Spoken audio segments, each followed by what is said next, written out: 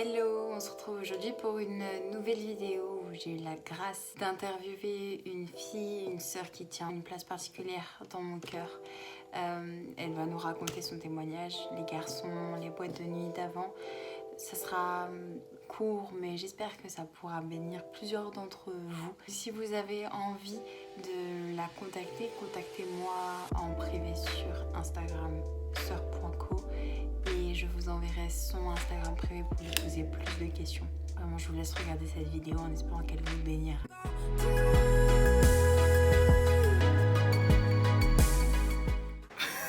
Tu comprends ça au montage. Bonjour à tous, je m'appelle Charlène, je suis chrétienne depuis à peu près 1 an et demi. Il faut savoir que depuis mon enfance, j'ai pas du tout confiance en moi par rapport à mon poids. J'ai des grosses difficultés à m'accepter comme je suis. Et pour combler ce manque de confiance, je le faisais en rencontrant énormément de garçons, en essayant d'attirer leur attention, en couchant avec eux, en sortant tout le temps en boîte de nuit, en attirant le regard vers moi pour me sentir aimée. J'avais vraiment ce vide en moi, ce besoin de me sentir aimée. Il y a 2 ans, j'ai rencontré un chrétien qui m'a parlé de sa foi, qui m'a parlé de Jésus.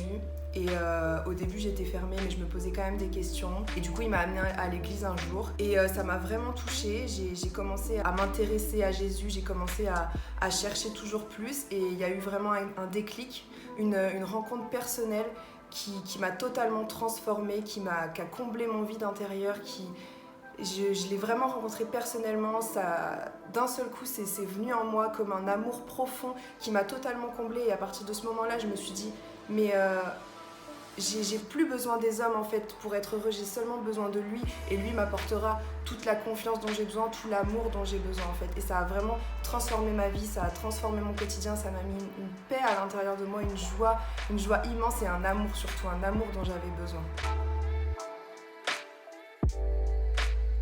Oui, donc ça m'a totalement transformée et je me suis rendu compte que tous ces lieux, les boîtes de nuit, tous les sites de rencontres même que je fréquentais tout le temps pour rencontrer des garçons, c'était plus des lieux où je me devais d'être en tant que chrétienne. Je m'en suis rendu compte parce que, par exemple, les boîtes de nuit, quand j'ai rencontré Christ, je suis retournée en boîte de nuit parce que forcément c'était mon quotidien, j'y allais tous les week-ends, mes amis m'y invitaient et j'y suis retournée et là j'ai eu comme une révélation, je me suis dit mais c'est pas possible Charlène, tu peux pas aller dans un lieu comme ça. Est-ce que Christ là, il aimerait te voir là? Est-ce qu'il serait content de te voir là en train de danser avec des garçons collés serrés, en train de boire de l'alcool à outrance où t'es plus maître de ton corps en fait? T'es plus maître de ton corps qui est censé être le temple du Saint-Esprit. C'est-à-dire que t'es en train de boire de l'alcool et de plus être maître de toi, t'es totalement désinhibé. Donc oui, en fait, l'alcool, on boit pour se faire plaisir, pour être plus joyeuse, etc. Mais en fait, toutes ces conséquences-là, c'est parce qu'on n'est plus maître de notre corps.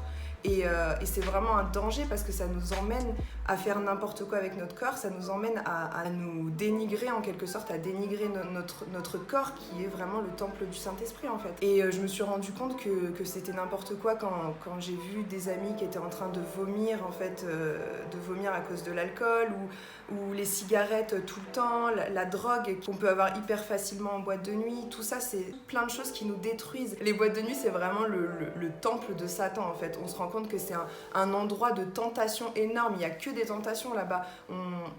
On peut pas adorer Christ et en même temps aller en boîte de nuit parce que la boîte de nuit c'est le temple du diable en fait, donc c'est comme si on adorait le diable et en même temps Christ le lendemain à l'église. Comment on peut faire ça? Enfin, pour moi c'était plus possible, donc j'ai décidé de totalement changer et de m'assumer complètement et de dire non c'est fini, je vais plus dans ces lieux-là en fait.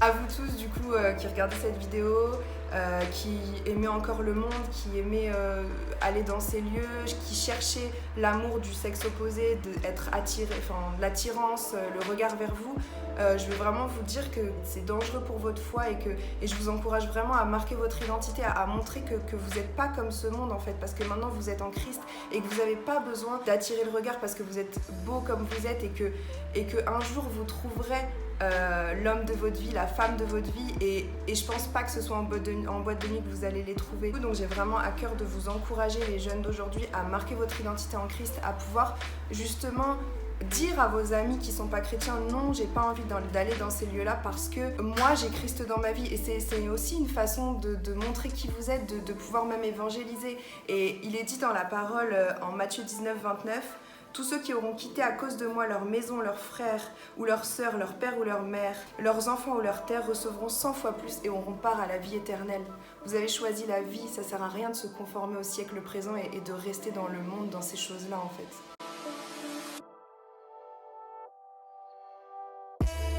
Dans mon témoignage, donc je vous ai dit, j'ai rencontré un chrétien et du coup, au début, je vivais vraiment ma foi à travers lui et j'allais à l'église pour lui. Ensuite, je me suis dit, bon, non, maintenant c'est bon, j'ai été touchée, je vais à l'église plus pour lui, mais pour Christ. Et ensuite, je me suis quand même rendu compte que j'avais ce blocage, j'arrivais pas à avancer dans ma foi parce qu'il était là, en fait, toujours à rester auprès de moi, à veiller sur ce que je faisais, etc. Et je pouvais pas expérimenter ma foi par moi-même. Dieu m'a convaincue que pour le moment, il valait mieux que je m'éloigne de lui. Et du coup, on a eu un temps vraiment d'éloignement entre nous deux qui a été nécessaire. Vraiment, je m'en suis rendu compte, ça a été une souffrance, mais je me suis rendu compte que ça a été une souffrance vraiment bénéfique et une épreuve très très bénéfique pour moi puisque ça m'a permis de grandir dans ma foi, d'aimer encore plus Christ, expérimenter ma foi par moi-même et de grandir par moi-même. Si vous êtes attaché à un homme, une femme, si vous venez à l'église avec eux ou vraiment que vous vivez leur foi à travers cette femme ou cet homme, je vous encourage vraiment à prendre un temps de séparation pour vous reconcentrer sur vous-même et sur votre foi parce que ce qui prime, c'est pas l'amour des hommes, mais c'est d'abord et premièrement l'amour de Dieu. Soyez bénis.